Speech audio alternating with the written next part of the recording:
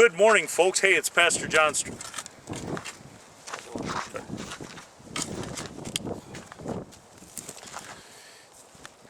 Hey folks, Pastor John Stransky here. I am here today with Virgil Wenzel. Every year at St. John we have an apple tree sale where we sell young apple tree stock, and people purchase them from all over the state of Wisconsin, even the Midwest, to plant these in their yards and their fields for different things. And every year Virgil does a nice job in teaching people how to start their apple trees. And this year we're going to record a video of it. So this morning we're recording a video of Virgil Wenzel and his apple trees and his system for getting them to grow and to produce the best apples possible. So right now Virgil behind me is digging a hole for his tree. Virgil, let us know what you're doing and help us understand here.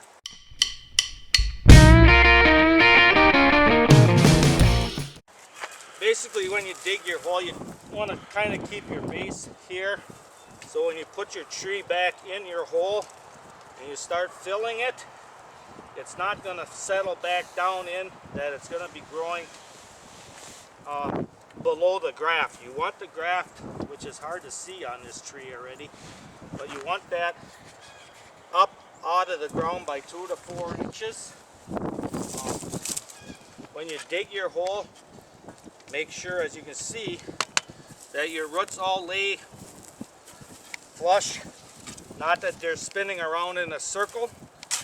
When you put your dirt back in, start on your outside edge to kind of pull your roots down a little bit. Now you got to remember, the tree that we're doing here today is probably a little bit more mature than the ones that you would be buying, but the concept is still always the same. Make sure when you put your dirt back in the ground, it is broke up quite well so it doesn't have the lumps. So when you want to put it around the roots, that it goes through the roots, and basically you're going to have less of a chance of air pockets. Once you get it in place like this, with the whole 90% filled with dirt, take and really water it down well so it gets rid of the excess air pockets that could possibly be in there. When you get your tree planted as soon as you can, if not, leave it in the plastic bag that it came in and put it in your garage out of the sun.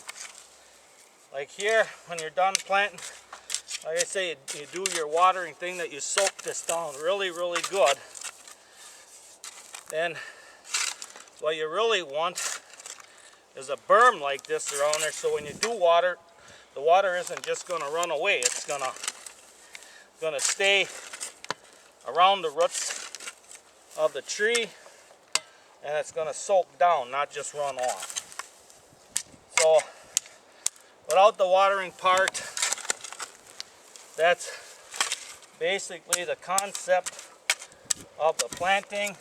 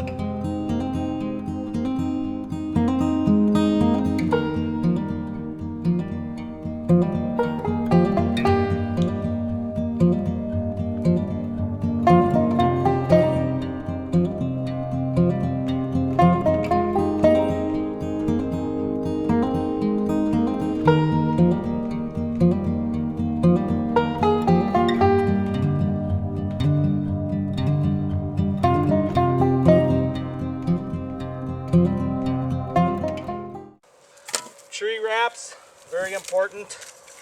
As you can tell, this tree has been girdled by mice because it didn't have a tree wrap on it. And basically, you're going to lose trees if you don't. Once they get a little bit older, like this one, you can see the tree wrap is getting big. Then you can go to painting. Make sure it's water-based paint. And just paint all the way around the trunk. Water it down by 50%. And you can water up into the first branches. When it comes to pruning, you have to look at your tree and see what the future is going to be. And trust me, I know that's very hard. I went through it. But something like this growing down, you take off just due to the fact that it's going to be growing down, and you want a little room to be able to do your lawnmower cutting. Same thing here. That branch is basically growing back in. You don't want stuff growing into each other. Here you got some branches on this side that you got to make sure you cut them, but you have to make sure you keep these growths that are the healing growths. Here you have one that's broke, so you just want to remove that. This one you remove that.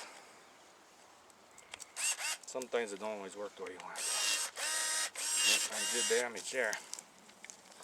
Here too you got this kind of whipping around, this one kind of whipping around. Here you got one crossing up over the top. You don't want that because you want one main leader coming out. Here's another one that's coming up again. You don't want that. Here you got one somewhat growing up that you don't want. And you got another one here you want to take out.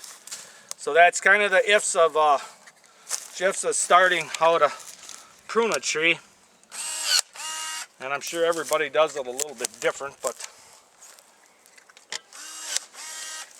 as you can see, the bottom branch is stuff, and don't ever be in a hurry when you're doing trees, just due to the fact that you got to walk around it, at least for me, 3 times before it finally you see everything, and sometimes you still miss it.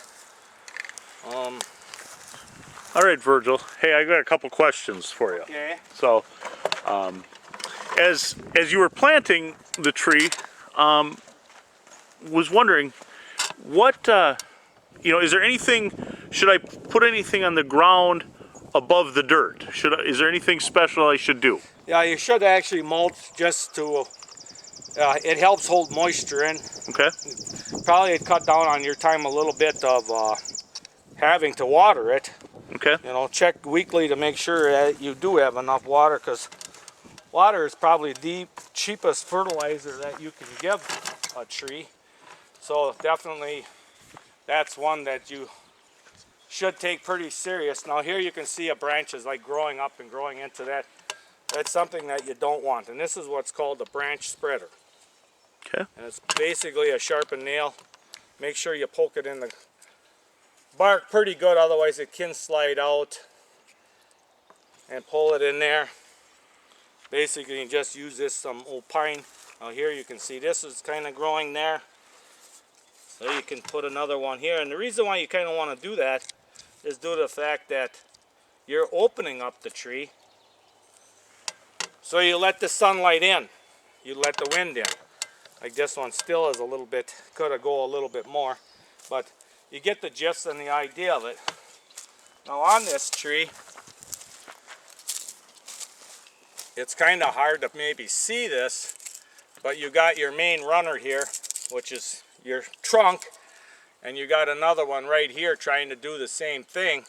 And if you let that branch grow, it's basically going to end up like this, and you're going to have a weak branch, and you're going to, once it starts getting fruit, and it's going to crack and break off.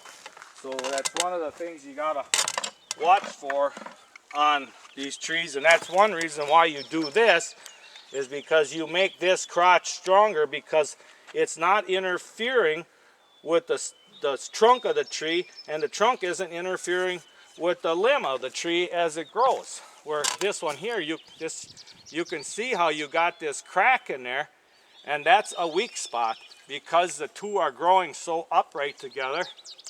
So you basically take that one out, which makes it look a little bit naked this year, but it's gonna shoot these branches out. And trust me, if you take care of these trees, there's no reason you shouldn't get 18 to 20 inches of growth a year. That's called heading back, and why I do that is so your main runners up there to keep your tree growing are gonna not be in competition with these down here. This will just set them back enough, they'll start growing from that bud out again, and it ends up the tree is a much happy, healthier tree by doing this. And again, on the bottom, you don't want that. Take it out. This one here, like I say, should come out, or this one take out because it's running into that one. So Virgil, is there a good time of year to be pruning and spreading out branches? Is there a time we should do it and a time we shouldn't do it? Well, they do recommend that you do it in the wintertime, like February, March. I've also read that any time is a good time as long as you use a good sharp utensil. Oak trees I know are more acceptable to disease if you try doing it in the summertime. Your pear trees are the same way, so them you got to be a little bit more. But they do recommend wintertime.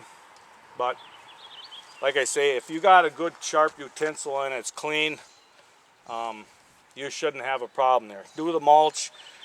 For as far as the watering and the fertilizing, you can get them tree spikes, which they got trace elements and everything in them. So that would be a good way to do. You do them around the drip line. This is somewhat what is considered drip line, because that's about where your roots would be. So it takes that nutrients in from there. So now we can go on to the next stage of actually looking at some trees where they've been established and been in the ground for a few years. Okay. To go to the next step. All right.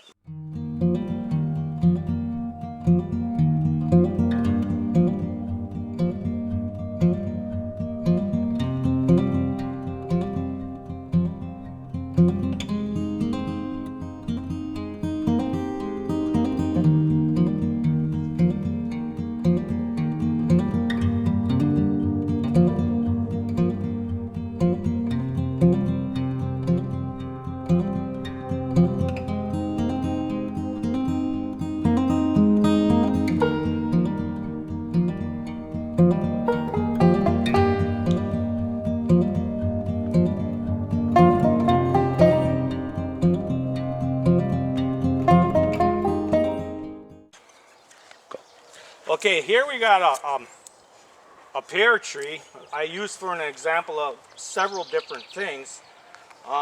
One, as you can probably tell, at one time this was painted, but as it got older, the paint wore off and the sapsuckers were in it, and all these little holes are from sapsuckers. The paint is put on there to protect it from sun skull, and sun skull is something that reflects off the snow. It hits this side of the tree, and it basically makes it start pulling up sap, and when it does that, then at night it freezes again and it cracks the bark. Now, even though I had this tree painted, it doesn't always work 100% of the time, and you paint up into here. Now, when you're looking at this tree as far as the structure of what you want to try to do, you know, you got your branches spaced out around here. You go up a ways, you start another set of branches, you go up, you start another set of branches. Same thing, it lets the sunlight grow in there. Using your spreader sticks, it helps keep the branch growing out. So like this here branch, you can see it's not interfering with the trunk of the tree. The trunk of the tree isn't interfering with the branch. They both can grow in harmony. This is a branch that I left on just for show and tell. And this is the kind of branch you don't want because it's interfering with them branches from that point on up actually growing out. But for this, I've left it on. Over here I got a tree that's basically a junk tree. It doesn't have very good apples, so I don't prune it every year. But here again, you got some of these branches that are growing straight up like that. And one of the utensils that I use is one of these saws. It's a wood saw. They're very sharp. Be very careful with them. And the same thing, make sure when you cut that line off on them, you're leaving that healing line on it. Start from one angle. Try to get a good sharp cut. Go from the other side so you're cutting your bark. And there you got it. And when you do that, you're opening up the tree again to let more sunlight in, which helps in return to reduce apple scab and some of the other scabs that they can get, which in return makes your apple not look as good and appealing to it. Pruning is something you should almost do every year, starting with the first year, because that's your most important time of training your tree and getting it established the way you want it. So with that being said, I think we kind of have her pretty much covered, huh, Pastor? Well, a couple questions, just to kind of recap everything. So you talked about digging a hole big enough, so you got to. There's not really a measurement for it. No. It depends on the roots that come with your tree. Right. Okay, and I saw here that then you had the drip line that you talked about, kind of the drip line around it. You talked about that being out there. Is that kind of towards the end of the branches on your tree when you plant it? Usually your branches, now like these, because they're spaded out, you know, the branches are a little bit wider than that, and that's one thing too. Even with these new trees that you're going to be planting, and I'll help them prune, hopefully, because you have to take some of the branches out because you took some of the roots out of it. It's like, you know, you used to be able to carry 2 pails while you had 2 arms. Now only you got 1 arm. You're not going to carry 2 pails in the 1 arm, and that's kind of, the tree can't take care of that much. Okay. And you'll actually kill the tree if you don't do it, because what happens is them leaves are all going to start to grow, and then it's not going to get enough water from half the roots that are down there. So basically the wind and sun are just going to suck that tree dry from through the leaves. Okay, so that's a good point, is to make sure we're when we put our trees in the ground, we take a good number of branches off. Don't worry about making them look, as you put it, naked. Yeah. You know, you'll take a few more off than you think would be right.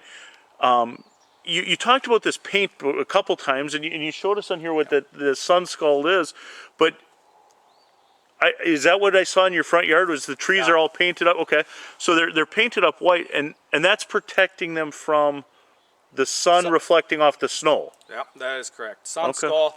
It may help for the rabbits a little bit, but just make sure that it's water-based paint. You can dilute it down about 50-50 with water. You don't want that full strength, because it's too tight. There's not enough give there, and you can actually do damage to the tree if you don't water it down. Okay. So that's, years ago, I know when everybody whitewashed their barn, that was one thing they used on it too, is just the whitewash on their trees too. But it is important, and like with these sap suckers here, pecking in your trees like that, you know, the same thing. If you want to try to deter them from that, just put some paint on them. Just, you know, they have this tree wound spray also. You can put that on there. The only thing is, if you spray these holes here, they're going to go up here. You're going to have to continue, because they're going to continue. Okay. Because they're getting juice and sap off the tree. So it's an ever gone battle, isn't it? Right. So just give me a little time frame, because I know some folks that this is, you know, they're not going to plant a tree this year and get apples this year. No, that's about how long. Give me the time frame of planting a new tree to maybe being able to get maybe not just one or two apples, but maybe enough to make your first pie off of it? Well, a lot of that really just basically depends on what kind of soil you have, how well you actually take care of it, probably the year. You could have a year where, hey, you get a ton of flowers and then they all freeze off. Okay. But, realistically, there's no reason why you shouldn't start getting an apple in the third year. And there, too, it's just a couple, and by year 5, you should have a fairly established tree. Okay.